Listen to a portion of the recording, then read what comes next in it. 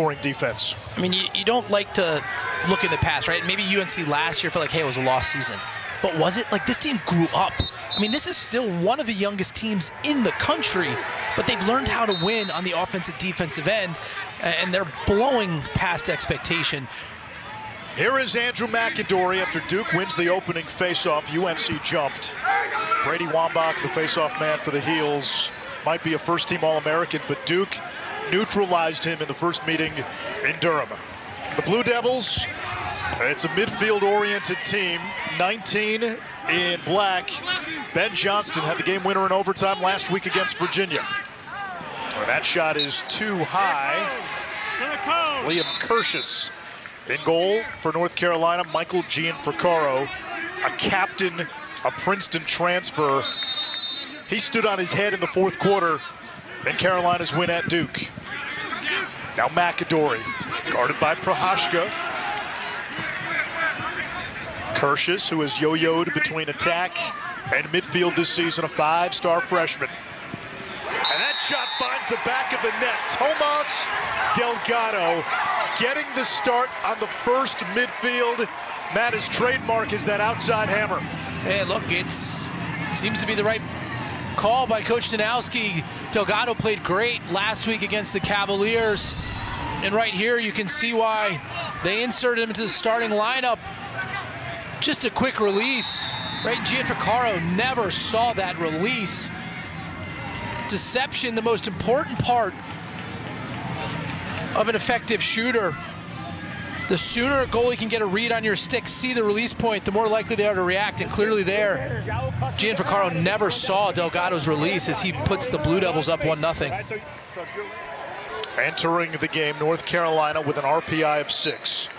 Duke at 8. You get the sense the winner tonight has the inside track to a first-round home game. Loser might be going on the road. Selection Sunday this Sunday. That shot is wide to the left. McAdory will dig it out. And that's Aiden McGuire, right? We hit him on the open as the star defensive player, but showing he can do it on both ends of the field with that nice individual take. Fires that off the post. Second midfield now on for Duke. 32 in black. Chris Cusalito, Providence transfer. McAdory, turbine, shoots and scores. Duke's got some juice early.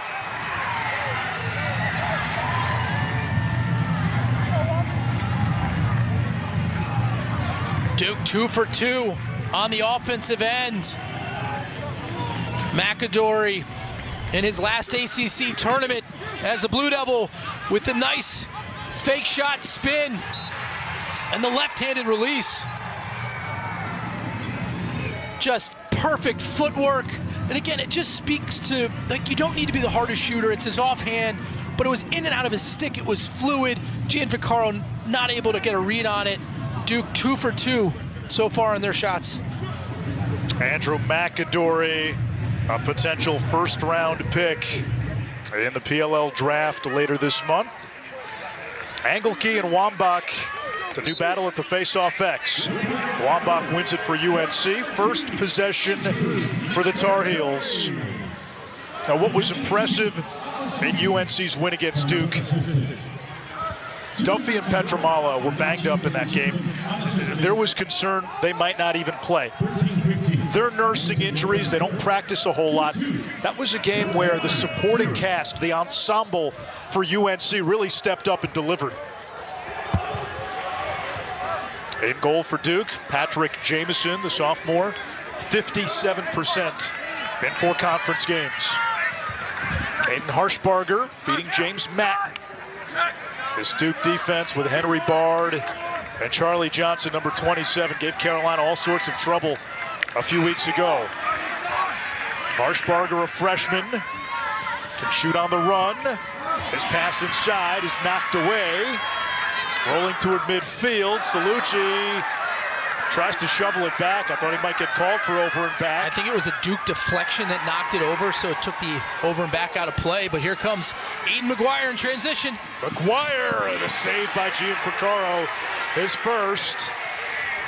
McGuire, the co-defensive player of the year in the ACC, shared the honor with Notre Dame's Sean Light.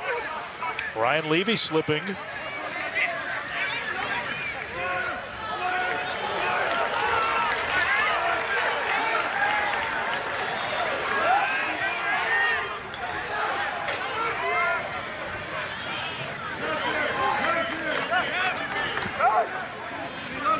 Spencer Worth on Cornell transfer. Very good passer. 3 and white, a Carolina kid from Concord, Revan Wilson. This is Duffy, his pass for Petramala, skirts away, a turnover. North Carolina looks to be jamming the ball into the crease on the offensive sets. Really not making any easy passes off dodges. Chaos, middle of the field. Matten picks it up for UNC. UNC still looking for its first shot. 4 minutes into the game.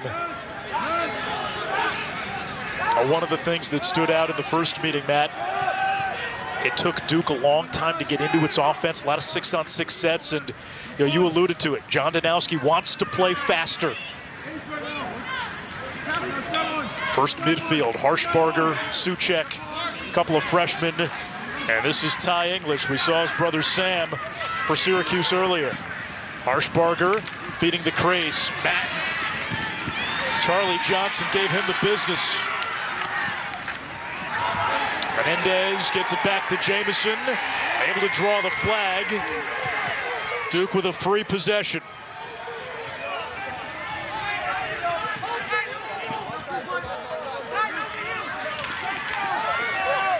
Eric Molliver, second in the ACC in scoring, behind only Syracuse's Joey Spallina, 0 in black. He was not much of a factor in the game against Carolina.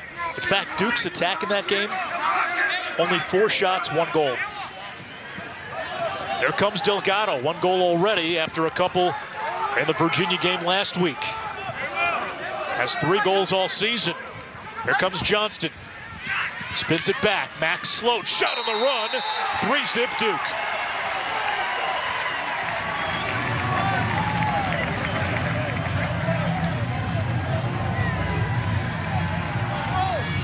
This is a Duke team that on the offensive end has really shifted the point of their attack towards the midfield. Max Sloat, a redshirt junior here. Again, look, you have Johnson drawing out. Does this not look like Brennan O'Neill with that sweeping to his left, dropping his hand down? It's this unique move right here, right? Drops it down, hides the stick from Gianfrancaro. It's just, I mean, it's uncanny what that looks like. The low drop, right? It's that little move, that subtle move where he drops the stick in the head almost towards the turf that creates that deception where he's able to get it high to high. This Duke team is rolling. He had a front row seat to O'Neill's play at Duke for a couple of years.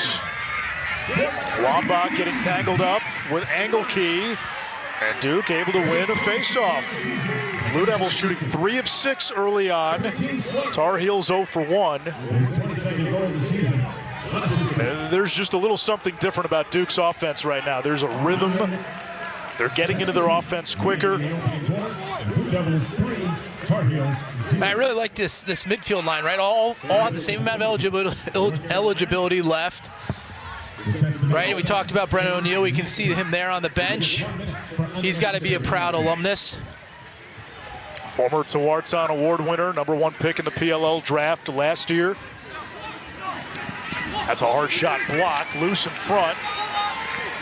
Graham, the lone black shirt in a sea of white, in the crease. UNC ball. Luke Graham missed a couple of games with an upper body injury. Didn't play against Carolina and Syracuse. Came back last week against Virginia. Richmond to transfer.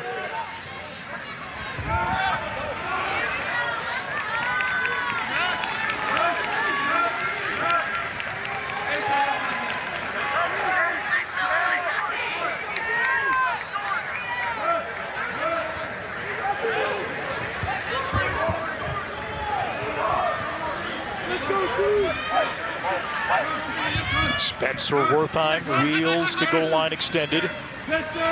Duffy to Wilson. He's got a short stick matchup. Going up against Nolan. Skip pass. Matt, slight hesitation. Dumps it back to X. When you got Duffy here with a short stick, he needs to recognize this here. Brian Levy draws the slide, now picked up by the pole. And they've got to get this back to Duffy. Oh, they just switched. Nice job by Duke, talking through that on the off ball. Wertheim against McGuire. McGuire not yielding an inch. That's why he's the defensive player of the year right there.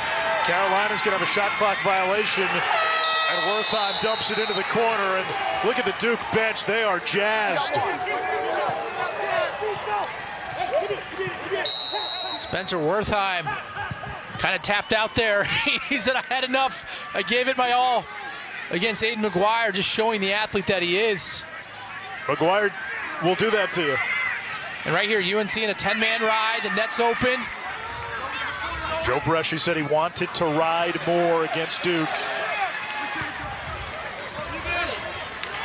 Duke did a nice job there on the 10-man ride. McAdory actually recognized the riding approach from UNC, and he went over the midfield line to get open and create an extra passing lane for Duke in the clear. They made that look easy. There comes Papendick, held without a goal in ACC play. Marked by Drew Scott, who spent a few years playing football at TCU. Not much of an angle. Gianfrancaro springs out of the cage. Oliver trying to hunt him down. Ashheim will start the clear. 7-1 shot advantage for Duke early on. And that one shot from North Carolina was a one-handed, low-angle shot. They have not been able to crack the code of this Blue Devils defense. If you look at Duke's defense, right? I mean, what they've done against the ACC outside of Notre Dame, right? 8, 7, 9 goals. Like, who's playing better than them on the defensive end of the field right now? Suchek saved Jamison. Best look by far for Carolina. Johnson dumps it up ahead. Duke has been pressing downhill pretty much this entire first quarter.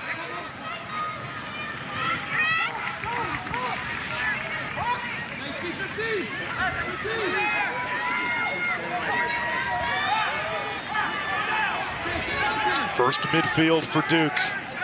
Johnston, Delgado, and Sloat. Delgado getting the start on that unit today. He can stretch the field. Oliver, their leading scorer, the transfer from Maryland. Working on Ashheim. It's a good time to dodge here for Delgado. Delgado against the short stick Hagerup. There's Johnston working on the freshman Salucci. Johnston whistles one wide. It stays with Duke, 17 to shoot.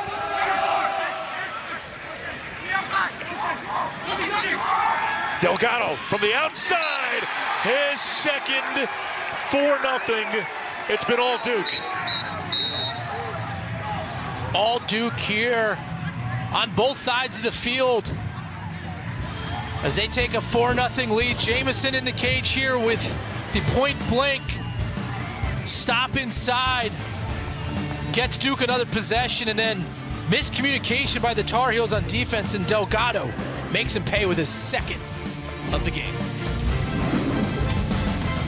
One thing that is for sure is that Coach Danowski always has his team focusing on now, focusing on getting better each and every day, and their finished product is fantastic.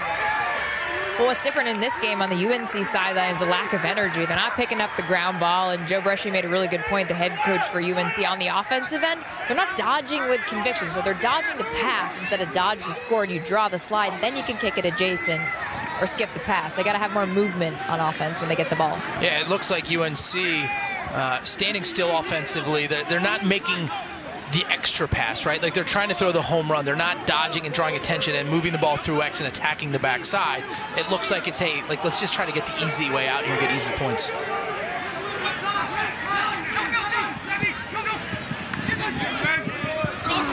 A turnover there by the Blue Devils. Cusalito threw it away. And again, you got two teams who, barring something completely unforeseen, will hear their name called on Sunday. The question is, are they on Tobacco Road for round one, or are they on the road? I mean, one thing that's for sure is every first-round matchup is going to be hard. Maybe outside of one or two, right? Like the number 1, 2 seeds may have, would say, hey, they're pretty comfortable favorites. After that, who knows, right? So, like, how important it is to get those home games? When the committee seeds, they seed 1 through 8. After that, the seeding stops. Right. Geography plays a big part in determining the matchups after the teams have been seeded. I mean, my senior year, we were the number 1 seed. We played Notre Dame in the first round. It was the hardest team we played. It was the closest game we had effectively all year. And I was like, wait, what? How did that just happen, right? So you never know, and every win matters, and that home game is such an important piece. Duffy's bouncer is saved by Jamison. Duffy has now missed his last 19 shots. That's going back to the first Duke game where he scored on the first goal. On the first shot, has not scored since. I mean, Duke defensively keeping North Carolina out of the middle of the field, out of prime scoring opportunities. Like, they'll give that shot up all day, every day as a defense. UNC coming off a win against Syracuse. Petramala gets the heels on the board.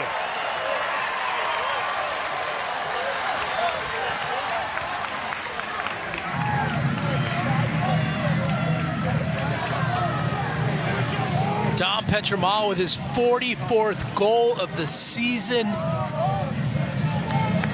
I mentioned earlier, he only hits the cage 50% of his shots.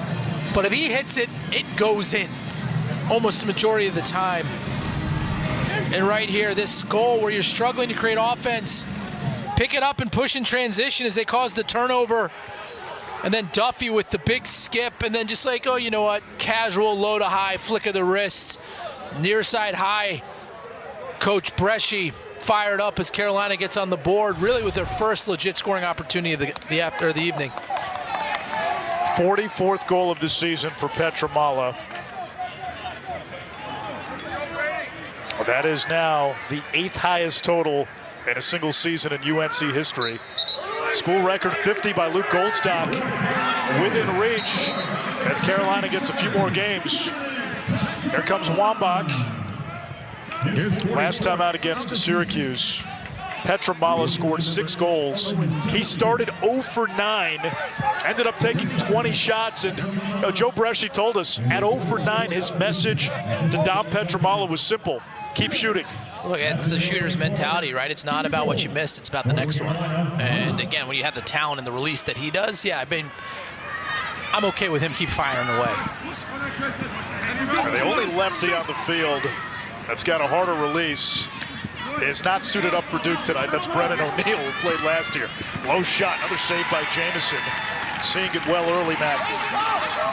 Yeah, and Harshberger got a step. I think he could have taken 1 or 2 more strides toward the cage to improve his opportunity. Jamison's too solid and sound in the cage. Duke able to break the 10-man ride.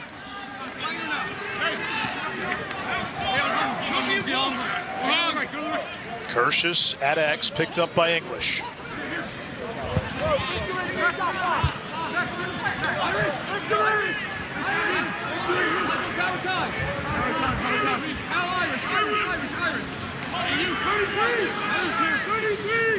Duke with nice awareness here. We're kind of working the shot clock down, winding the first quarter down, trying to give themselves an opportunity to score, but also prevent North Carolina from getting anything in a set offensive set. About an 18-second differential between the clocks. Kirschus against the short stick English. Kirschus serpents around the cage looking for Delgado. Ball rolling toward midfield, over and back. Duffy off the quick restart. And they have an opportunity to do something special here. Duffy throws it away, wanted Matten. Jinx. 4 turnovers now for the Heels. Final 15 seconds, Duke still has time. There's McAdory, quick as a hiccup. Final seconds, they try to jam it inside. And Duke takes a 4-1 lead into the second quarter.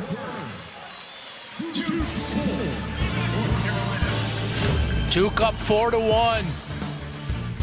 All starts on the defensive end with their punishment. Tendency at times to stand and watch the man with the ball, dodging. And so we're playing, I thought, with really good pace. Disappointed that we didn't get organized on that last goal that Carolina scored. Carolina is an awesome team and incredibly dangerous in transition. I was just disappointed that we didn't, run in with a purpose. John Danowski, over the years, the reputation is his teams get better over the months, over the course of the season. And you watch a guy like Tomas Delgado. He was in witness protection for most of the season, and then against Virginia gets an opportunity, scores 2 goals, puts up 2 more in the first half today. Hey, my guess is that opportunity is going to continue. I would think. Parker Hoffman, 4 and white, a face-off guy, but so fast. Fastest guy in the team. Joe Bresci said we had to find a role for him. Wambach's so good as the primary face-off guy, so they use him on the wings. 4 and white. They're going to have an opportunity out of the midfield here in the substitution game. There comes Suchek. Petramala now. They are really defending him out there. Henry Bard. And that first meeting between these two, Henry Bard, 4 caused turnovers, primarily guarding Petramala. Charlie Johnson had 5, primarily guarding Owen Duffy. Harshberger against McGuire. Tough matchup for the freshman. There's the slide. Suchek shot. And I think Jamison got a piece. And they reset the shot clock to 60.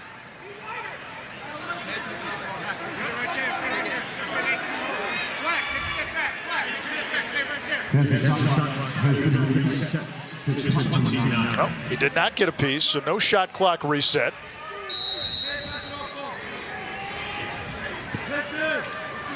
Duffy dancing with McGuire, dumps it off to Suchek. Short stick matchup on the invert. Suchek for Matten in traffic, dangerous pass, turnover. Who else? McGuire, the Roomba. And too much home run offense for North Carolina. Right, we've looked at Duke's goals. They've all been off multiple passes after multiple dodges and redodges. North Carolina kind of pick game, trying to get that one-on-one and then jam it to the crease. And Duke's just too well coached and too long and too athletic. Where do you think that's going to be an effective strategy long term? Yeah, we sit up here sometimes and say, oh, he's got a short stick. And then you look up, no, it's 23 for Duke. That doesn't really count. Yeah, I mean, he's just a horse. He's an awesome player. He has been since the moment he stepped on campus in Durham. Slow shot stopped. Gianfrancaro, the quick outlet. Let's see if Carolina runs. Hager up, kicks it ahead. Scoops. And that's the one thing I think Duke's adjusting to, right? Where you're getting a lot more initiation from the midfield, a lot more shots from the outside. That leaves you wide open to counterattacks than North Carolina. Petramala tried to sweep across, draws the flag. Ryan Levy picks it up, senior captain. He scored a goal in back-to-back games. This is going to be interesting. Duke does not want to get penalized. They are one of the worst man-down teams in the country.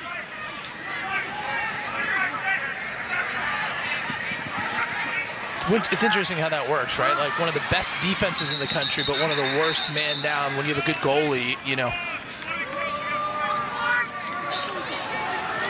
On the season, Duke is 71st out of 74 in man down defense. Is that good? No, Oh, it's not. Okay, gotcha. Which, again, so surprising because their main 6-on-6 defense is so good. Black with the push. It's a 30-second foul. We're resetting to 60. Here he is. Opponents are scoring 44% of the time. And in ACC play, you look at the specialty stats in ACC games. When Duke has had the man up, 0 for 7. Opponents with Duke a man down, 6 of 9.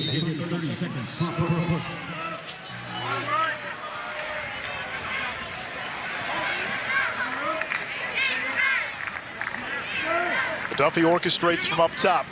UNC is looking for number 77 here. Here comes Duffy. Over to Petramala. Tried the toe drag. It's dislodged. Loose ball. Picked up by the blue.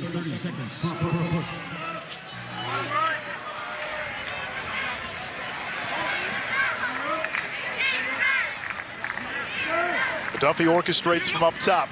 UNC is looking for number 77 here. Here comes Duffy. Over to Petramala. Tried the toe drag. It's dislodged. Loose ball. Picked up by the Blue Devils. Knocked back. And Henry Bard able to come up with it. And I think that was the right play from Duffy. Just a little sloppy on the exchange. Right, when you're throwing a pass, especially to a shooter, you'd rather miss high and wide versus low on the inside. North Carolina does a nice job riding that back in the 6-on-5 advantage. They turn it over. Duke does. That was a buddy pass right there, Matt. Flashbacks? Yeah, geez. Especially McGuire, kind of the one who's running at you. It's like in football, a little floater over the middle, and you see John Lynch or Steve Atwater. Hard-hitting safety closing in. Harshberger down the alley, stops on a dime, turns it over, picked off.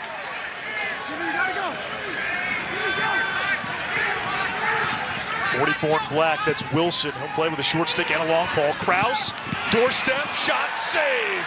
Long stick to long stick.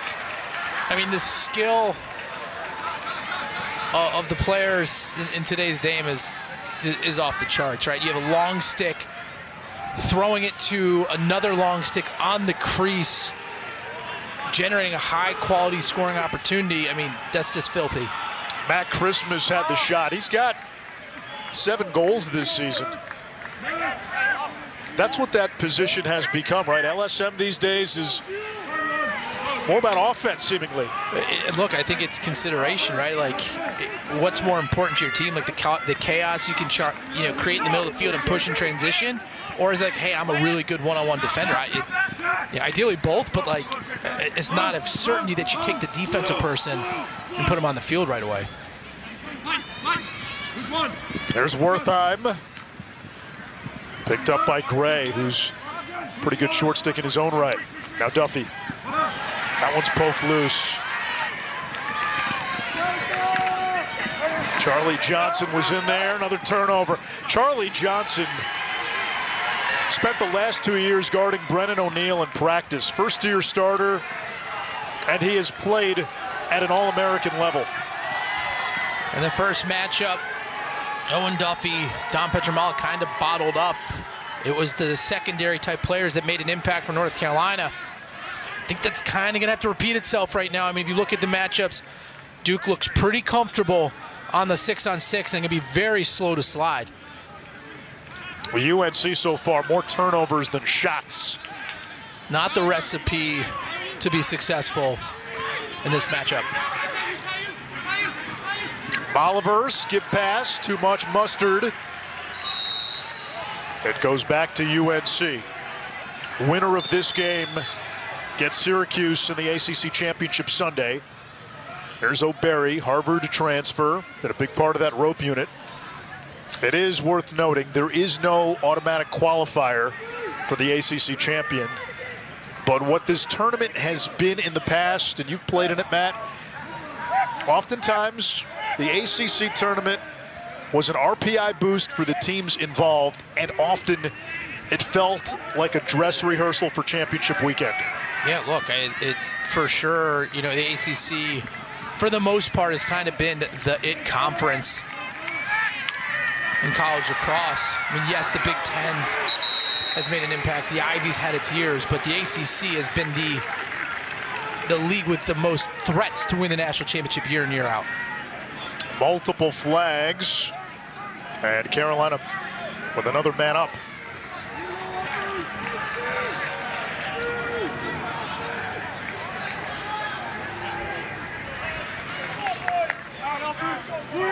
Here we go.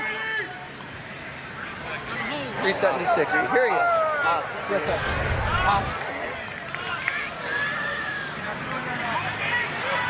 Lucky that they get the hold call there, making it a 30-second penalty, or to me, it was a slash that should have been called, which would have resulted in a minute penalty for North Carolina. It's on the freshman Connor Nolan.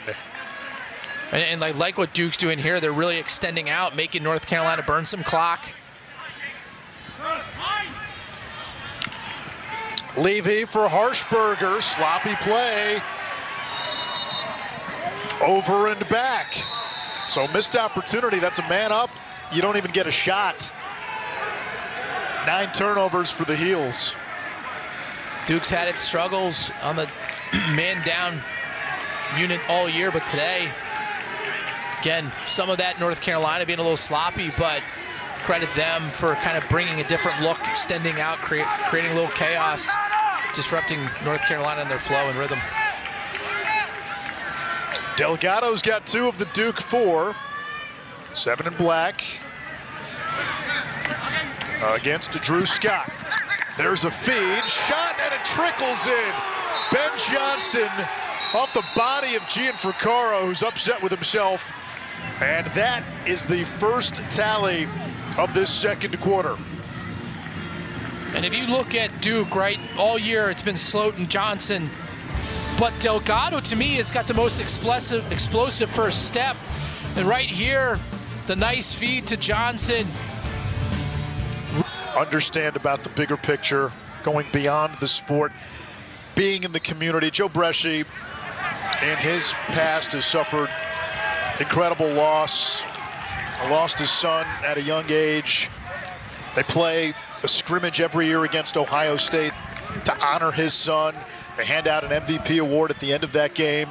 It's a big deal, and Joe Bresci understands the bigger picture. A few weeks ago, when North Carolina was playing Notre Dame, Matt, I had a young kid who was going through a tough time, lives in the Raleigh area. We brought him to the game. He went down on the field, and for no reason, Joe Bresci brought out a signed helmet from the entire team, handed it to that kid, made his day during a tough time.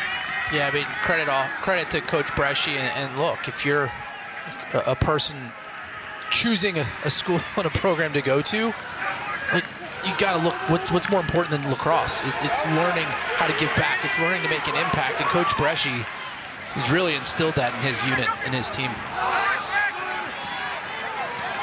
Big ground ball here. Matt able to shovel it back to Petramala. Matt, how does Carolina get into its offense? They're going to have to identify a matchup. Which one is it? Look, I don't think it's going to be Owen Duffy. So I think you're looking to the Levy. I think you're looking to Susek. You're looking to some of the other players going to be matched up against short sticks to get an opportunity, right? Because, like, here you go. You're going with Duffy. You're going to bring a pick. This is not off-ball movement. It's like, hey, here I am dodging. And Charlie Johnson stays with him. You got to make this Duke defense think that you're going to be a threat to score and make them start sliding so you can then attack off a ball movement. Hey, I'm going to dodge. Not particularly effective against them because they're so sound fundamentally as not only one-on-one defenders, but as a team. Petramala might have a chance here against a short stick. Trying to get to that left hand. That's a Hummer high. I think that was really close to going in.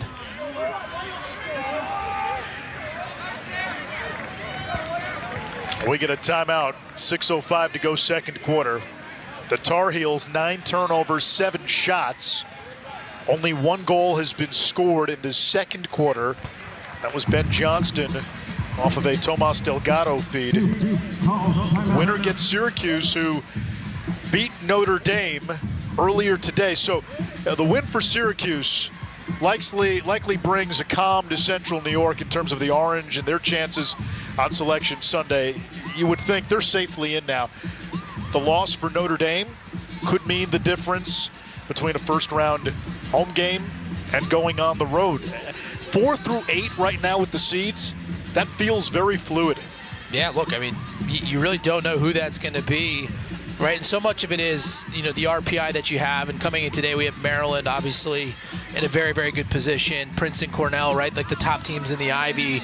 And then you kind of get, to your point, like Penn State, who lost, North Carolina, Notre Dame, who lost, Ohio State, Richmond's 9, right? So, like, if Richmond does, let's say something happens and they get upset, like, you thought, like, coming into this weekend that there wasn't much of a bubble. With Army going down, that changes a lot of this. I think Army's going to be in the conversation, even though their RPI may dictate otherwise. And you go off the initial rankings, when the committee revealed its first rankings a few weeks ago, they had Army at 6. So they haven't released anything since. We'll find out, obviously, on Sunday. Richmond is in a strange spot, too. Richmond almost upset Duke. They beat Virginia. They've been close against some of the top teams. But with High Point beating St. Joe's in the A-10 semis, Richmond now plays High Point in the championship. That's a game, win or lose, it's probably going to ding your RPI. If you lose, you might get knocked out completely, and if you win, you still may drop a couple of spots in RPI. It could cost you a potential first-round home game. Fair? No, but again, these are the metrics the selection committee has used every year we get into this. Well, why did this team get in? Why did this team get in? It's RPI-based. High test doesn't count. Harshberger tried to wrap around. Jameson falling to the ground. And a win in February is the same as a win in March or April or even May. There's not a ton of subjectivity in this process. At least that's been the case for the most part. Yeah, it's tough, right? Like, I, for one, think the eye test should matter, because, like, you watch teams, right? Like, what was it, 2-3 years ago, Notre Dame, in my opinion, was like the second best team to get into the. And Duke had a case that year too. Exactly, and so it was like, how, like, what is going on? You're leaving out some of the best teams, but what's getting harder and harder is the talent's just getting deeper at the high school level, and we're not growing at the college level. So these teams are so close, neck and neck. Like, the parity has never been bigger than it is right now. I think the fun part of it for us is going to be we might have a chance to watch a tournament with a lot of chaos in the first couple of rounds. How many straight years did Syracuse go to the Final Four? 22. Never happening again, right? Like, I don't think we're getting to 4 or 5. Low shot to score. 6-1 Duke. That's Graham Blake. Duke putting it all together here tonight. Got his 4th goal in his last 5 games.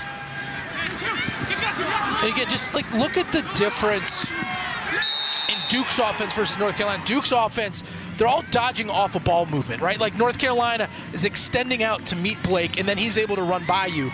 Versus when North Carolina is playing offense, it's all standing still, saying, hey, here I go. Right? Like, the defensive players are too good. You have to move the ball.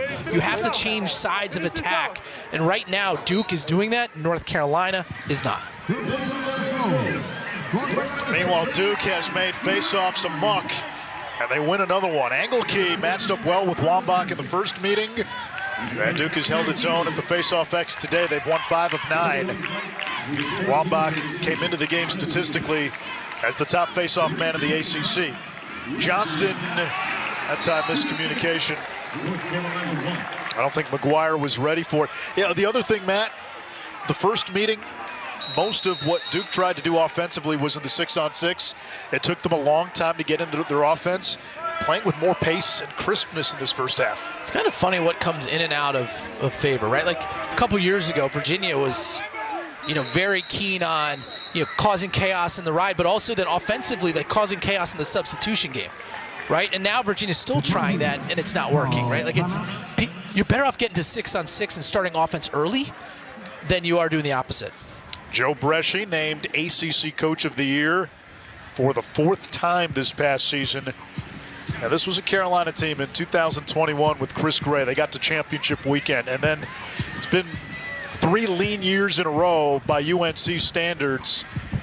This year, we've started to see it, right? Teams like Duke and Notre Dame and Virginia, you graduated generational, transcendent talent. The teams that have been young in the league the last few years, Syracuse and North Carolina, they saw an opening. Hey, this might be our time. Look, Coach Bresci definitely was feeling pressure, right? Like, hadn't had the success that everyone thought he was going to continue to move forward since they won that national championship. But, like, not to get too far ahead of ourselves right now. Like, North Carolina starting next year, probably your preseason favorite based on how young this roster is. Yeah, they might be. This year, 10-3, 3-1 in conference. Their only losses to Princeton, to Army, and to Notre Dame. In that Notre Dame game, you know, they had a commanding lead, led 4-0 late in the first half, and Irish were able to score late in the first half and then blitzed UNC in that second half. So far, Petramalo with 1 goal, the lone tally for UNC off of a Owen Duffy assist. 3:08 to go, second quarter. Go back to the first meeting with Duke. You know, Carolina did not do a whole lot, only 3 goals in the first half in that game. Joe Bresci called it his team's worst first half. Duffy shoots on the run, not much on it. Matt in the backup. It's just kind of a stand and watch me offensive night for North Carolina. I mean, obviously Owen Duffy, incredibly talented, but that shot's not going in. Like, not against Jamison and Cage. Like, they need to get more team off. It's one-on-one dodge every time, right? Look at me, I'm dodging. Everyone stand still. I'm going to shoot it. Like, that's just not a recipe for success against this Blue Devils team. Duke with a chance to tack on. Johnson up ahead. That one skipped on Molliver and rolls out of bounds.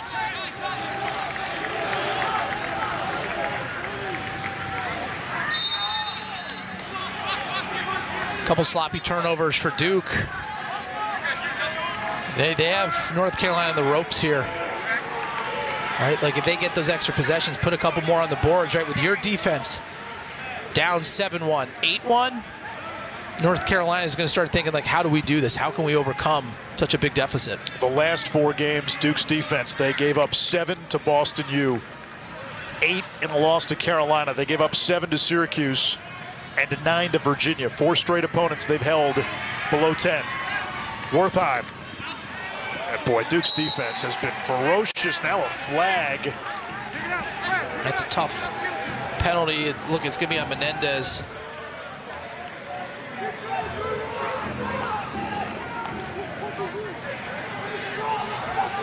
So the man-down defense, much maligned for Duke, has held up today. They've stopped Carolina twice on the EMO. Fouls on Black, 13 Black, illegal body check. 1 minute foul. That's a tough call. Here, let's take a look. Right here. Wertheim's going to the ground, right? Good defense. He's fallen to the ground.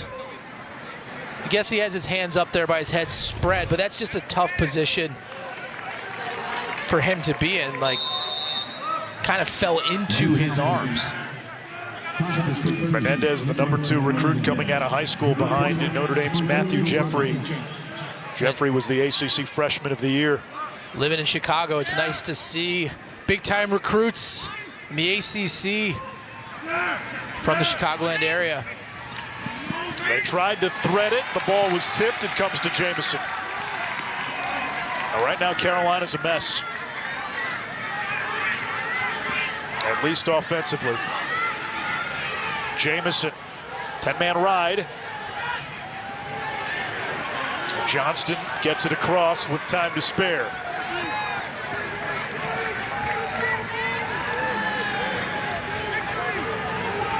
Took a shot, too.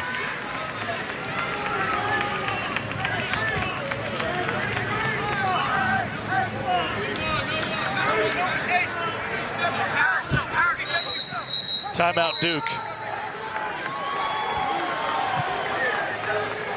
What's impressed you the most about Duke's first half? Look, it's hard to say, like, it's not their defense only giving up one goal, but to me it's how smooth their offense has been playing. And credit Coach Danowski. Last year he inserted McAdory at the attack as kind of like a last-second move in the ACC tournament, and he had a heck of a game. Today, Thomas Delgado getting his first start, the sophomore from Connecticut. Just, I mean, look, hammer it from the outside, but he's also, you know, in my opinion, like, look, he's getting guarded by a short stick. He's got a matchup advantage. Every time right here, he's going to get the assist, right? Like 2-1, matching his, you know, season total in points effectively here tonight. Yeah, Tomas is, he's showing something. Coming into the Virginia game last week, he had 1 assist, no goals all season. Back-to-back multi-goal games. Got to remember, only a sophomore. He was a top 10 recruit coming out of high school, and we've seen this before. We saw it with Notre Dame last year, the third midfield. You get into May, you know, where's the depth? Where are the unsung heroes? The guys who seemingly come out of nowhere, but they've been part of your rotation or in the mix or working behind the scenes all season long. Yeah, look, the teams to me that kind of take the next step are the ones, like, there's every reason if you're a top recruit and you come in think you're going to play and, like, it doesn't go your way early on, to make excuses, to be a distraction, to sit on the sidelines, right? And it's team culture. It's what is your coach doing? How are you motivating these really talented kids to know things aren't always going to go your way early on, but to know that they have a chance. Like, every day is their opportunity to make an impact. And, like, Coach Danowski has done a great job of that over his career. I think Notre Dame does a nice job of that, right? Like, you're getting all these top recruits. Only so many people can play. How do you keep them engaged? And how do you develop the guys who don't play?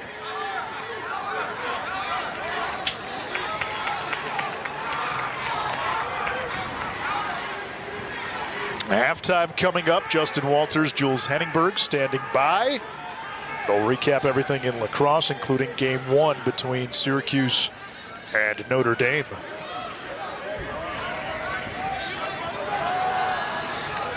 Well, McAdory's been quiet for Duke in this first half. Dusts his man, draws the slide, it comes back, shot saved, rebound turned away. One more chance and a goal. A hat trick for Delgado. Gianfrancaro makes 2 amazing saves and just the relentless onslaught by the Blue Devils.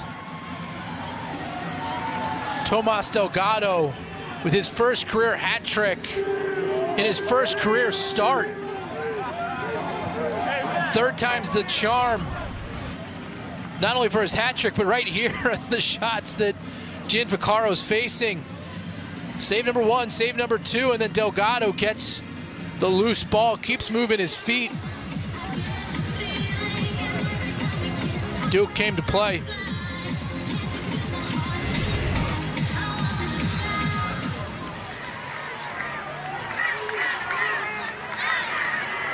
Tomas Delgado had 3 career goals entering tonight, and he's got a first half hat trick.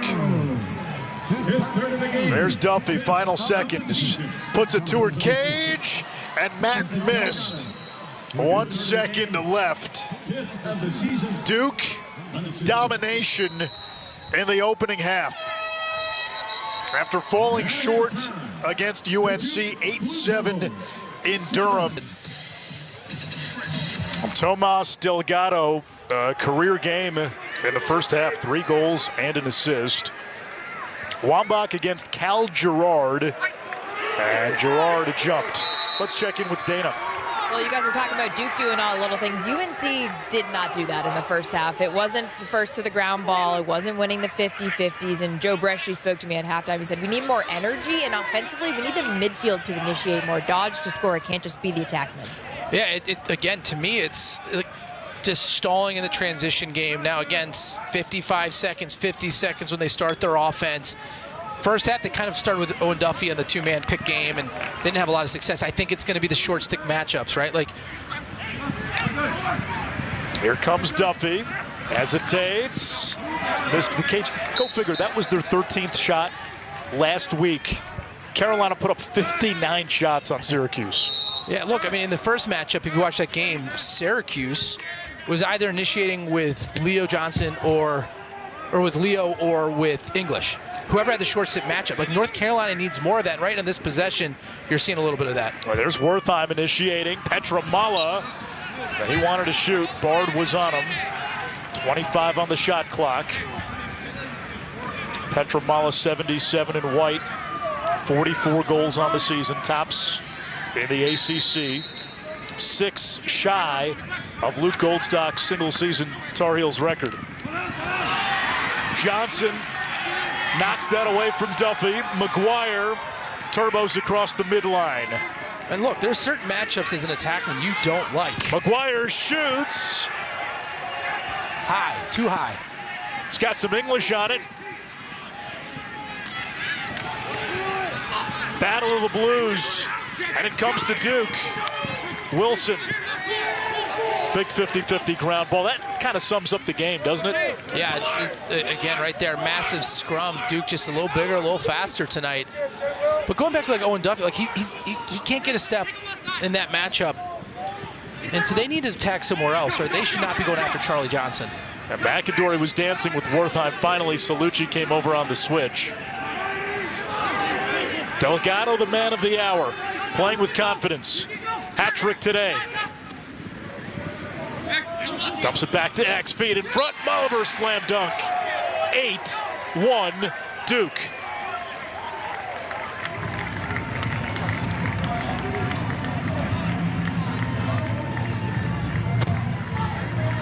Again, that possession all starts with that intense battle for the ground ball. And Kirsch, just a nice job drawing and baiting North Carolina behind the cage. 8-1 total domination. Molliver, the Maryland transfer, making an impact in his 1 year with the Blue Devils.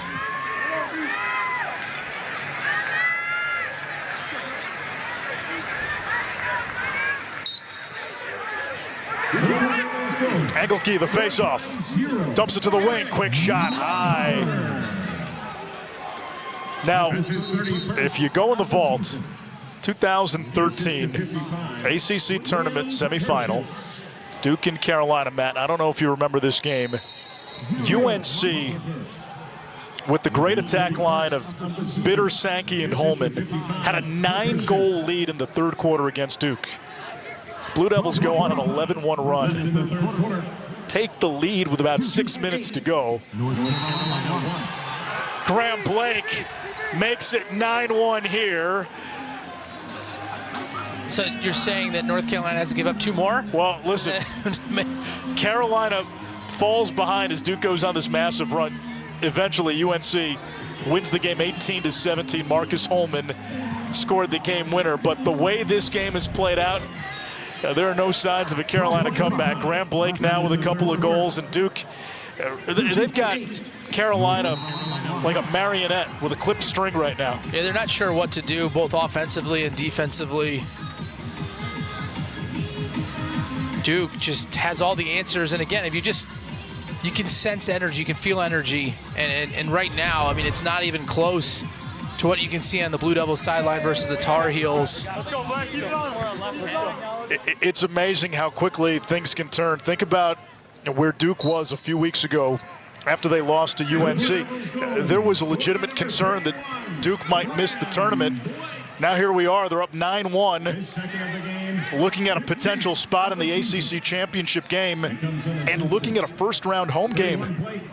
Look, I think that Delgado move was genius, right? Like getting 3 big, fast, strong athletes in that midfield. And again, I think it puts, if you're still going to initiate with Delgado now, and you're getting Sloat and Johnston, who are your bigger shooters from the outside, getting them more into the position where they're going to be able to take advantage of their strongest skills. And Delgado has a more, in my opinion, a more explosive first step, and like they're finding the puzzle pieces at the right time. UNC has not found a matchup. Levy, again, case in point, tried to beat Jack Gray. We talk so much about McGuire. Gray's been a pretty good shorty in his Duke career as well. There's no matchup advantage anywhere on the field for North Carolina. They really cannot apply any pressure. And the 10-man ride has not generated a lot of turnovers or offense the other way. When Duke has turned it over, it has not been an opportunity for UNC to run. So everything's been in the 6-on-6, and that feeds right into Duke's strength. 6-on-6. I mean, North Carolina hasn't generated a high-quality shot. Right? Like, Duke has completely kept them off the scoreboard, but like kept them off high-quality scoring opportunities.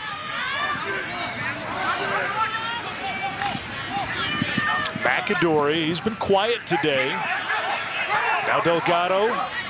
Christmas, who's got 7 goals, he's the long pole. That one off the pipe. Trickling toward midfield. Christmas shovels it back.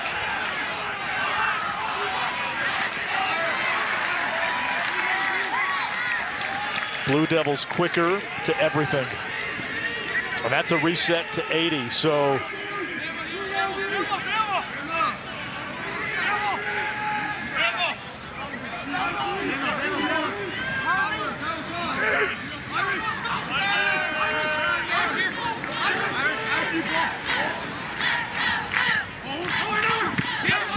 Johnston, McAdory, low to high, 10-1 Duke. Just a clinic on offense. Can't draw it up any better for the Blue Devils. One hard dodge, draw the slide, move the ball through X. I mean, here again, this is Delgado being the party starter, the nice skip pass, the one more to McAdory. Low to high near side. I mean, just the difference watching Duke's offense execute right now versus that in North Carolina. No one standing still for the Blue Devils. UNC is a home run type offensive approach tonight. Watch me dodge, watch me feed the crease, watch me take a shot versus Duke truly playing team offense. And Matt, you start forecasting ahead for Duke. The way this defense is built, so they don't need to be an all-world offense to make a deep run in May. Look, for them, I think the key will be how well do they clear, right? Like, can they handle some pressure and not give teams opportunity on the unsettled? But if they get 6-on-6 opportunities on both sides, like, they're going to be hard to beat, right? Because they are so good defensively. And then offensively, they're kind of finding their way. You got to think about what they lost on offense. Their attack last year of Brennan O'Neill, Dyson Williams, Josh Zawada, 835 career points left of the program. And you think about it, right? Like, their weakness last year offensively was kind of the midfield, right? Because it was so young. This year, like, that experience for the midfield was invaluable, and now their strength, right? Like, their attack is definitely not up to par of what Duke attacks have been, but like, that's okay. All you have to do is find a matchup advantage somewhere in the field, and you could put up goals. And you saw Dewey Egan that time having to force the shot. Carolina not generating anything. Boyer thought about it, face dodge, fires high. He had a massive goal last week. Yeah. A couple of years ago, he faced off with his brother Jose in the national championship game. Jose played for Notre Dame.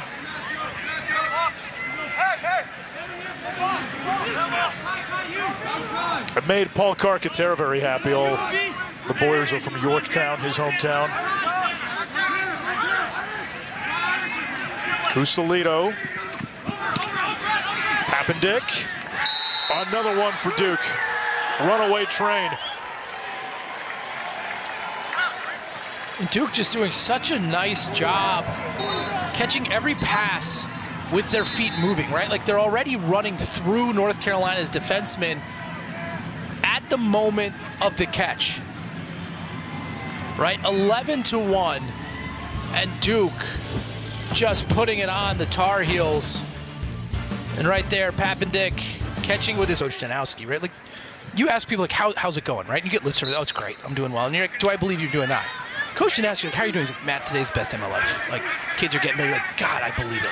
Like, he is such a motivator. He's such a good perspective on what's important and what's not. And his teams are always going to be playing their best across the end of the year. I do remember, though, before the Carolina game, Jules Henningsberg and I did that game up in Durham. John Danowski, when talking about the offense, used words like it's a struggle. It's frustrating.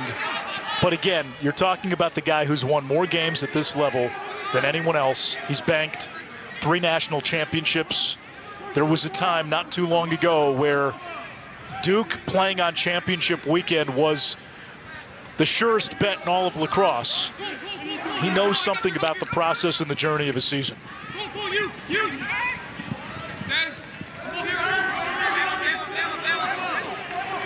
This version of Duke, mighty impressive.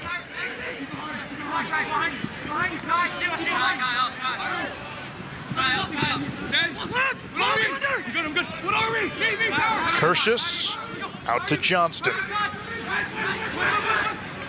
McAdory. Dangerous pass. Duke keeps it. 15 to shoot.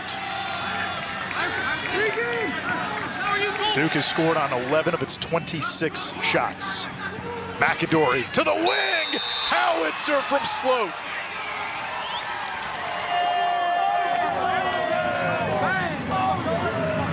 Another assisted goal for Duke. Throwing passes 80 miles an hour, it seems like. Right on the money.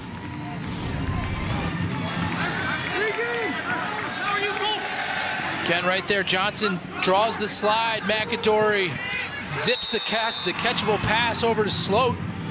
His strong left hand, look at the torque, the power. He can absolutely unload the rock. Matt, you were a great offensive player. Thank you. Coming into the game, Max Sloat was 4 for 25 in ACC play. Ben Johnston was shooting 16% in his last 7 games. You get a game like this where you see the ball go in. What does that do for a shooter? Look, shooters are going to shoot, but it's the confidence, right? Like, for me, like, there's games where I'm not shooting well. Like, I change sticks, I would do something. You get one in, and you're right back in it, and you're like, all right, my next one's going in. It can change just like that. And again, for Sloat, like, you know he's got the talent. You know he's got the range. Like, sometimes you just need to see the net move a little bit, and then you just believe. Then you become Don Petramala, who was, you know, a week ago 0 for 9 and just kept firing 11 more shots because there's that ultimate belief in and your scored ability. 6 goals. Yeah. Meanwhile, you saw Matt at the other end. That was one of the best looks Carolina's had tonight, and Jamison says no thanks. They spin it back to McAdory. This is a good matchup for Duke. But again, you're going to see McAdory dodge, and he's dodging to draw a slide and make a pass. Right, like they're playing team offense versus what we've been seeing on the other end is dodge to score, dodge to get the assist. McAdory with a great move against Frankenheimer. 19 to shoot. Bolivar initiates against Ashheim.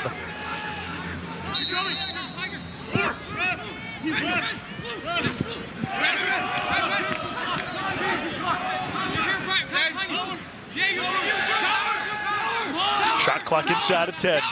Kershus against the short stick. Missed the cage.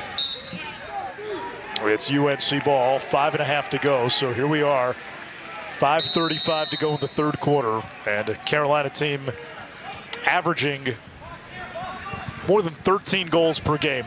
11th nationally. 1 tally. McGuire dislodges it from Matten. If you're Carolina, you look at the scoreboard, 12-1.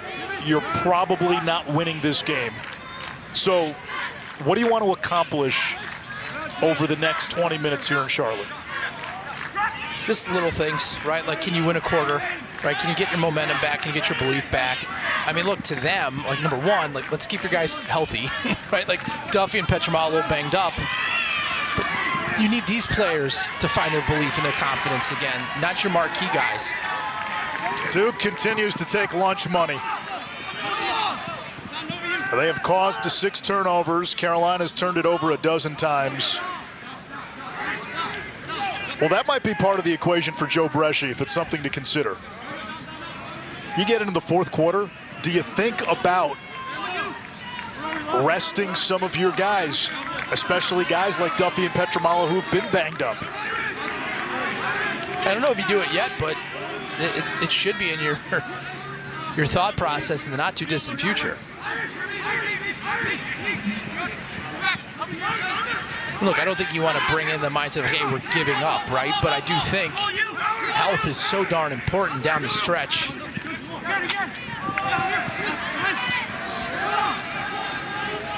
We're starting to see Duke play some more guys. Aiden Blake is out there.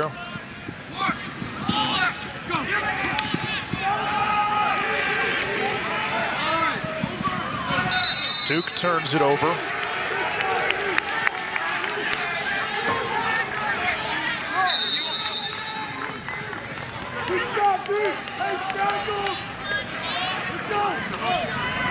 Duffy shoots on the run, misses. Going into this third quarter, Duffy had missed 20 consecutive shots.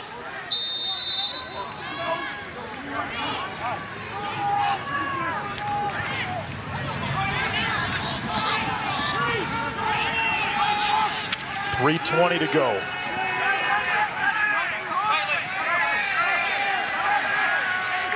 Flag down.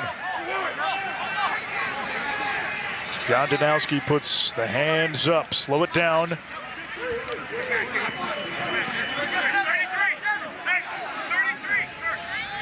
You're at the stage of this game too, Matt. Now here comes Delgado, where leaving with your health intact becomes paramount really for both teams.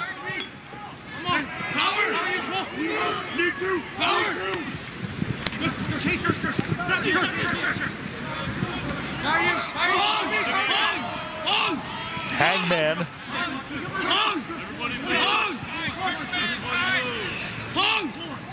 Oliver can be patient. There's a flag on the play. Now he makes his move, top side.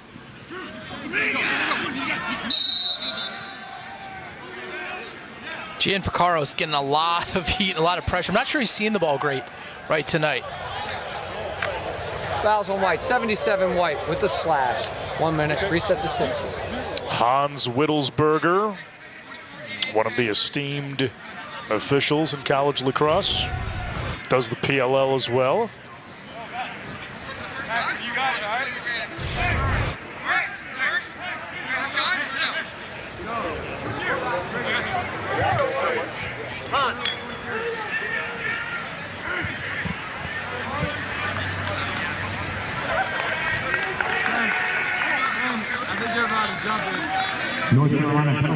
Earlier today, Syracuse knocked off Notre Dame. 5 goals for Owen Hiltz. Jimmy McCool set a career high in saves. And John Mullen dominated the faceoff X. Every game's different. I mean, if you watch North Carolina play last week, like they were relentless against Syracuse on the offensive end, applying pressure. And today, just Duke has their number. It's going to be a big part of the mystery when the bracket is revealed Sunday. You know, so much of this season is based on matchups because unlike last year, there are no super teams. Everybody's got an Achilles heel somewhere.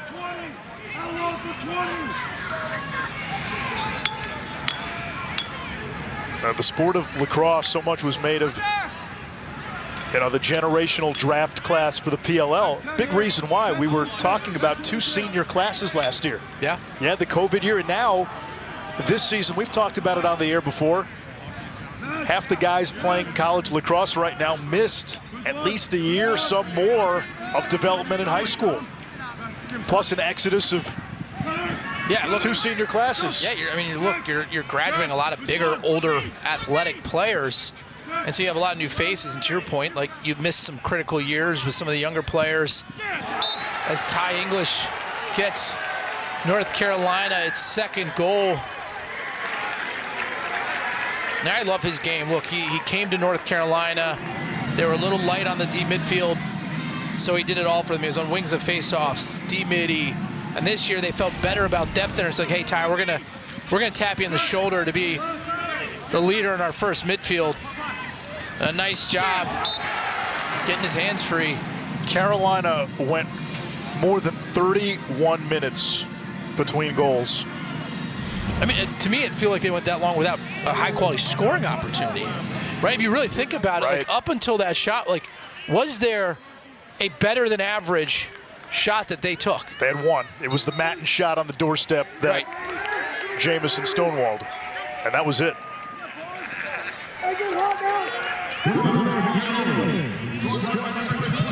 And normally, Matt, Wambach is such a factor for UNC in terms of tilting the possession battle.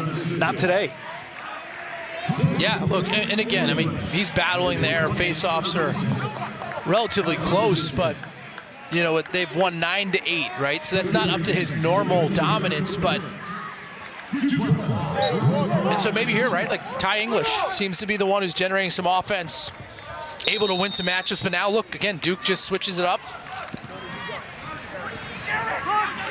Skip to English. Gets to the middle, draws the slide. Jamison is there again. When you do everything right, the last line of defense, Patrick Jamison. All ACC goalie. Levy maneuvering the crease, he stepped in. 4.4 to go. Full field pass. And that takes us to quarter number 4. Duke turns a 7-1 halftime lead into a 12-2 advantage after 3 quarters. Production from everywhere. Game plan, they stuck to it.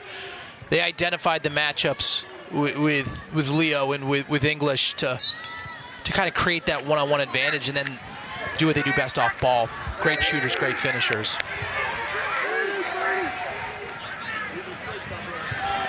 UNC won the face-off. They turn it over. We had a weather delay in that Syracuse-Notre Dame game. About a 50-plus minute delay or so. 53 officially, says Russ DeLynn, our statistician. So that moved up the start of this game about an hour. Does that impact Duke come Sunday? Look, I think like treatment-wise, right? Like people have to get treatment after games. That can take an hour, 2 hours, and so now you're bleeding into your sleep time and your routine. I think it's going to impact me more than the players. But in general, I mean, like these guys should be ready. Might impact your golf game tomorrow. Yeah.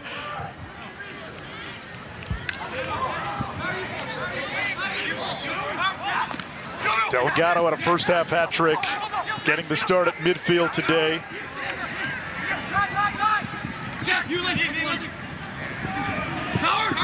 Curtius. I'm not sure John Danowski even had Tomas Delgado on the bingo card a month ago. But they've been searching for the right mix, the right pieces as Delgado misses on offense in that top 6. I mean, this ball might be it. This ball is moving around the perimeter. It's quick, but it's dodge, pass, dodge, pass. Like they're doing it all, and it just gets the defense worn out, tired. They don't know their matchups. Like so, then you can dodge later, and there's not going to be any help. So credit to Duke. I mean, this is by far the best offense that I've seen them put on the field. And again, like Tomas Delgado has to feel like he's a big part of that. It's making the UNC defense tired, to your point, Matt. Dave Petromala, defensive coordinator, said we can't even recover in our rotation because of how much the ball is zipping on the offensive end. It's a clinic. If you're a young lacrosse player, this is a good game to watch if you want to learn how to run O. It's hard, and I feel like that's almost, you know, again, with the skill level and the two-man game becoming such a part of college lacrosse, like I feel like we're missing that a little bit now, right? And then I think people watching Notre Dame play last year, like, you know what? The old method of lacrosse where you dodge hard, throw through X, and attack the backside, like, yeah, that's still tried and true, too, and, like, it needs to make a comeback, and Duke is playing that way tonight. You think of the great ball movement from the Maryland team in 2022. English, that one does not go in, hit the pipe. Now, Bobby Benson was the offensive coordinator. He just got Providence into the Big East tournament. But the way they moved the ball, and they had some pieces, obviously, Wisnauskas and Keegan Kahn. And Oliver was on that team now, an attackman at Duke. I mean, Petramala misses. What's definitely like become, I would say, more of like your standard offense, like run 6 attackmen out there, right? And like just pure offensive players, and that is not Duke this year, right? Like they're running 3 athletes out there in the midfield, and they're finding their way. They're still young players, right? And I do think the midfield is the biggest adjustment for young players to make. Like I really think like a freshman attackman can make an impact, or defense. It's the midi. Like that takes a long time to find your way, because the hardest thing, in my opinion, as there's a big hit there, is outside shooting on the run from distance. Like, it takes a lot of confidence and a lot of routine to get there.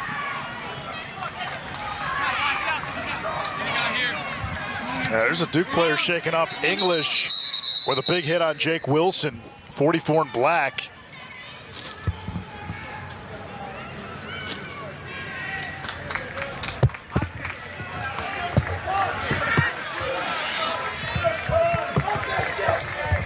Jamison, 10 out of 12 in cage, and here's the hit by English. That's clean. Yeah, it looks like it could be like a hip pointer. A good hit from English. He seems to be okay. Wilson, a junior who has played with a short stick and a long pole in his career.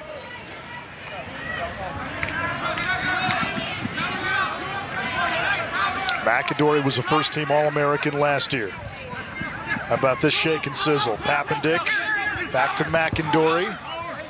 Kershus behind the cage. I mean, Duke looking like Notre Dame from last year, the offense they're playing, right? Like, where did this come from? Sometimes, again, you're looking for that missing piece, Matt, and Delgado, another stretch shooter, might just be the last missing piece for Duke. Feet in front, behind the back, Kershus. Wow.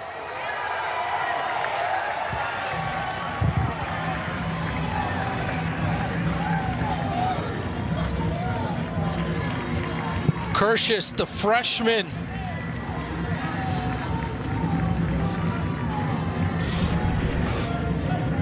Just nice and patient on the inside. Look at that little step. Malver with the accurate pass right on the stick, and then behind the back. I mean, look, we're gonna get a great angle here. I mean, look, he goes near side high right into the upper corner. One fluid motion. Look at it, just one cradle, if that, in and out of his stick, right? How often do you see a quick stick behind the back? Near side pipe. Smooth. That's a 5-star recruit. One of the best high school players in the country, top 25. He's been coming on of late, too. And Matt, you know, to wrap up the point, we talk about the missing pieces, and you brought up Notre Dame. A couple of years ago, when Jake Taylor entered the starting lineup with the 2 Kavanaugh brothers, that was the move that took Notre Dame from contender to champion. And right, like they didn't lose a game once he got in that lineup, and that was the year where they missed the tournament, right? So it's like, and we saw what happened after. Right, yeah, they seem to find their way. North Carolina 2. 13-2. So we're looking at a Duke-Syracuse ACC championship game Sunday. But just look at this offense, right? It's like throwing it, like no one's running hard north-south, making passes. It's all cross, jam it to the middle. North Carolina needs to find their offensive flow again. Duffy swims inside and scores. For Owen Duffy, that snaps an 0 for 21 shooting streak.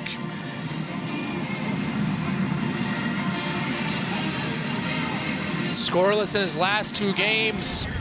Able to get it here. And Petramala with the dodge. And then the swim. And again, right here, the fearless approach to getting underneath, but then coming up the field, putting your body at risk.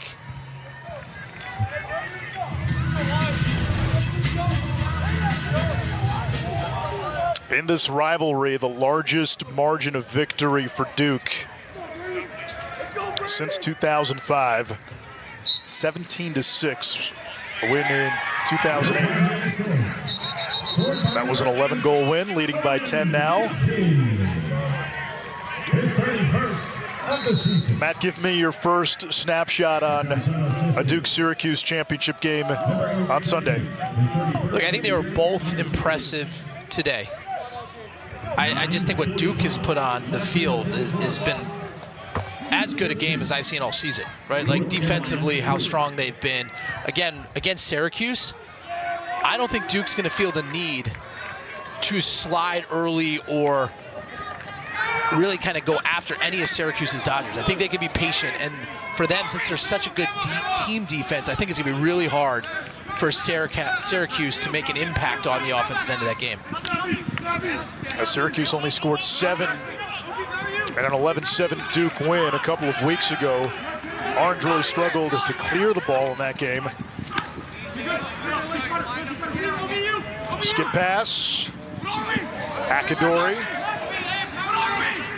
Matched by Barton.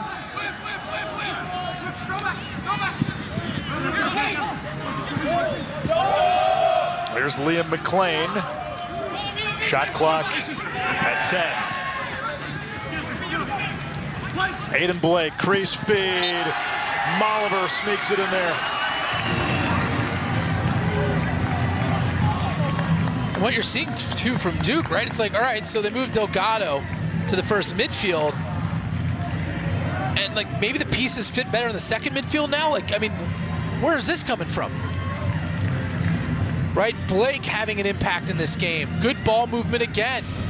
You see here, right?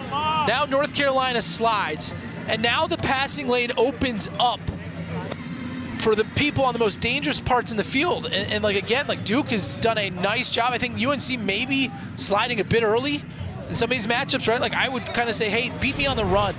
Beat me one-on-one to the cage rather than the early show, because Duke's making them pay for those kind of bluff slides. Molliver has authored a 30-30 season with his performance tonight. Eric Molliver, his second of the game and 32nd goal of the season. The assist to number 29, Aiden Blake.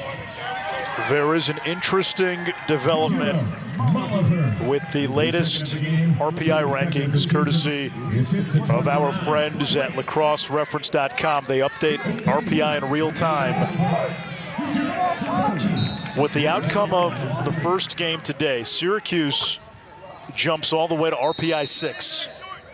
Notre Dame falls to RPI 10. Interesting. Now, the outcome of this game will certainly juggle North Carolina and Duke. UNC at 5, Duke 8 entering the game. Princeton in a tight one right now with Harvard. What happens in Notre Dame, because they beat Duke, though? Like, what happens with that win? Like, a lot of dominoes to fall. But a lot of dominoes, yes. Notre Dame, I think, felt pretty good, right? Like, in Notre Dame had won this tournament, like, probably have the best bet to be a high seed out of the ACC, right? Right now, I think you're looking at the ACC teams maybe, 5, like maybe no higher than 5. You get the sense the top 3 will likely be some combination of Maryland, Cornell, and if Princeton were to beat Harvard, Princeton, should they win the Ivy League, I think that's going to be the top 3. They've kind of have sat atop the RPI most of the season. Maryland's got 7 wins against the RPI top 10. Nobody else comes close. You can point to losses to Michigan and Rutgers as Koopman gets a tally. But if Maryland beats Ohio State, that's going to be 8 top 10 wins. Even with 2 losses, I could see Maryland being the 1. And then the Princeton-Cornell winner, if that's the Ivy Championship, that's 2, loser 3. then what happens? There's a lot that's going to be sorted out. But tonight, here in Charlotte, in the Queen City, it's all about every day can enforce his will. I'm so excited to see him play at the next level. Princeton currently leading Harvard 10-8. That game over on ESPNU, fourth quarter. So again, we were talking RPI, and that's a huge metric. You can argue it's an everything metric with the selection committee. Harvard right now, RPI 11, Notre Dame RPI 10. Harvard win against Princeton would be a certain RPI boost. You kind of get the sense Notre Dame could be going on the road in round one. Low shot. That one trickles past Jamison. Andrew Price with the goal. And here's the other one. And this might be the doomsday scenario, but we're just thinking out loud in a 14-5 game. Should Notre Dame fall another spot? Let's say they get passed by Harvard if Harvard beats Princeton. And now Notre Dame's at 11. Army has stayed put at 12 despite a loss to Colgate in the Patriot League semis earlier today.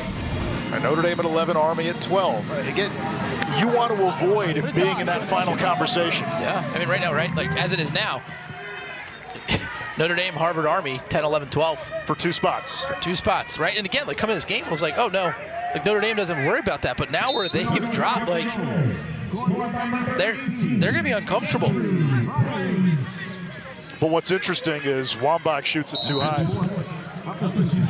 They can still move depending on the results of other teams now. So if Duke wins, Notre Dame has a win against Duke. Duke's going to bounce up. What if Duke's into the top 5? That's now an RPI top 5 win for Notre Dame, which means the Irish could rise. Right. It's all fluid. It's going to be interesting. Again, I think as Petramala puts one through, I think what's going to be fascinating for the committee is once they get past the top 3, how are you going to sort 4 through 8? And then what I think is going to give a lot of coaches angst. You get past 8, you only seed 8.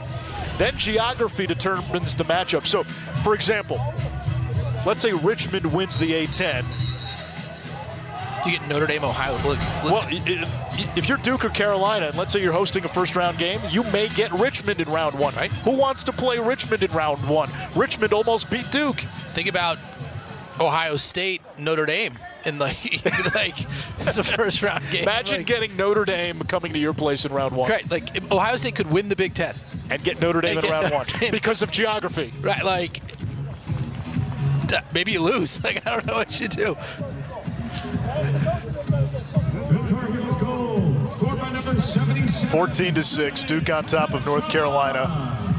45 goals on the season for Dom Petramala now. We've got our eye on the rest of college lacrosse. The ASUN, it'll be Utah and Air Force in the championship game. Colgate, that was a stunner against Army.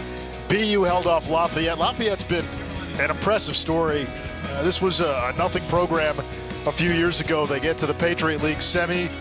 The BU and Colgate will play in the Patriot League championship. Cornell will get the Harvard-Princeton winner and the Ivy League championship game Sunday. Damn it, CJ Kurst, a little off day, goal-wise. Only 3. But he had 6 assists. So right, 9 points. Probably 15 ground balls. He's been awesome. Is there anything that he can do from here on out to lose the Tuarton? No. You have a vote, right? No. You don't have a vote? No, I do not. That's not like the Heisman? Former winners don't get a vote? You do not. I'm plugging it right now. We need to make that happen. But, look, I think CJ Kurst, I mean, where I think he's just different is end of game, goal line, 10 seconds to go. Like, maybe not since Pat Spencer. Like, has there been someone that something's going to happen like him? He's the one guy, best player in the sport offensively, bar none. And Matt, I think you can speak to this. As a shot creator, a guy who can get his shot when he wants, he seems to have that ability. Doesn't matter who's guarding him, doesn't matter what the situation is, he can get to a spot and get a shot. Look, I mean, you throw different matchups at different players, right? Like someone quick, like you don't put the big person on, they can get isolated by another short defenseman. Like CJ Kurtz, there's no one, you put the big guy on him, he's going to out-physical him. You put the small guy on him, who's quick, like he's just as quick. Yeah.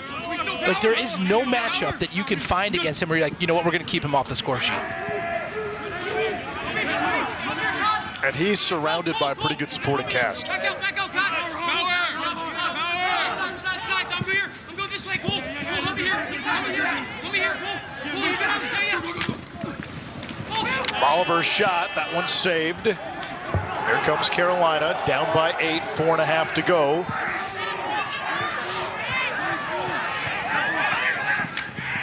That one missed. Hager up.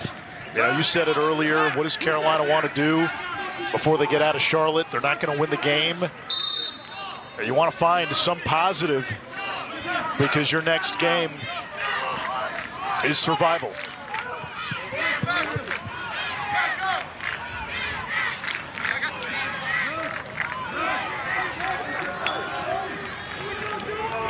Duke will meet Syracuse in the ACC championship. Now,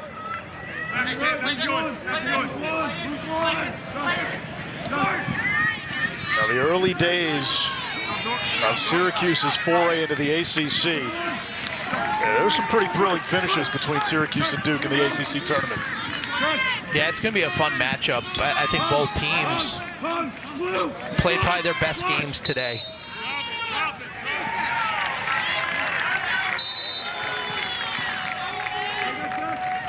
Syracuse is really dangerous when you get a Spleen or you get an Owen Hiltz doing some of the offensive things other than off-ball type actions, and then finding, the marquee matchup, right, with Leo and English initiating whoever had the short stick, were able to get to their strength. Like Leo was consistently able to get to his left hand. English, again, just such a shifty, smart player that Notre Dame had to slide, and then when they get you on that roller coaster, they're just so smart off ball that they're tough to keep out of the cage. And for Duke, this is now 5 straight opponents they've held below 10 goals. Ready? Defense was never the question. Charlie Johnson, Henry Bard, Aiden McGuire, Jack Gray. That one finds the back of the net. Nick Dupuis, first goal in 7 games for the Stony Brook and UMBC transfer. But if Duke can bottle up this offense with this defense, look out. I mean, I love teams that initiate with their midfield. Like, I just think the most vulnerable position on the field, maybe outside for Duke, is the D-middies, right? Like, you're trying to take your second and third midfielders, and that's where, like, my team at Virginia, we had a very good attack, and myself, Ben Rubior, Billy Gladding, Danny Gladding, we initiated most of our offense still from our midfield because Drew Thompson and Kyle Dixon and Matt Hoskin, it just opens up the world for the attackman if you can do that. Again, that'll be the question for Syracuse. Is are they going to be able to do that against a McGuire, right? That's the cheat code that Duke has. Correct. I mean, look, Ramsey for Notre Dame's awesome, but today I think he struggled a little bit against Leo, keeping him from the middle of the field and English from the middle of the field. I think it's going to be hard for Syracuse to get consistent production because Duke's D midfield is so deep and so good. Yeah, the only team that we saw consistently win against Duke's D middies was Notre Dame. You go back to that Notre Dame game, Jeffrey and Faison both beat McGuire and just ran past him, and we've said it before. Those guys have a different gear. But Jeffrey's out for Notre Dame, and he didn't play today. Left the Penn game in a neck brace. All Notre Dame said was he won't play today. They'll reevaluate Sunday. Well, no game Sunday. So now his status becomes a big mystery going into round 1.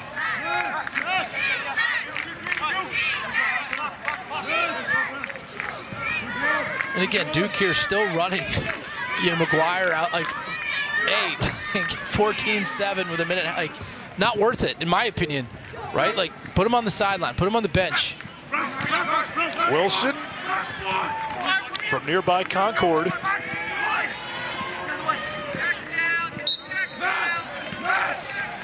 Won 3 state titles.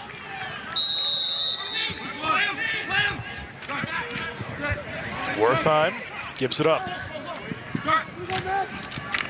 Dupuis offline. Less than a minute to go. This one was over pretty quickly. Duke jumped out to a 4-0 lead. UNC got on the board to make it 4-1. Duke then scored 8 unanswered. It was 12-1, and it really has not felt close at any point in this nightcap. Yeah, this has been all Blue Devils from the jump. Like from the first face-off that they won clean to execution on the offensive end, and then again, just I think a really good matchup for them against North Carolina's offensive approach. You'll be able to keep Owen Duffy, away from being that creator. Like, they didn't slide once. Like, Owen Duffy creates all kinds of chaos because he's so quick to get in the middle of the field. Teams slide, you're in trouble. Like, Duke's be like, you know what? Like, we trust our matchups. Don't cheat. We don't need any bluff slides. Like, if they get by you one-on-one, we got Jamison and Cage, like, we're going to be okay. A tour de force performance.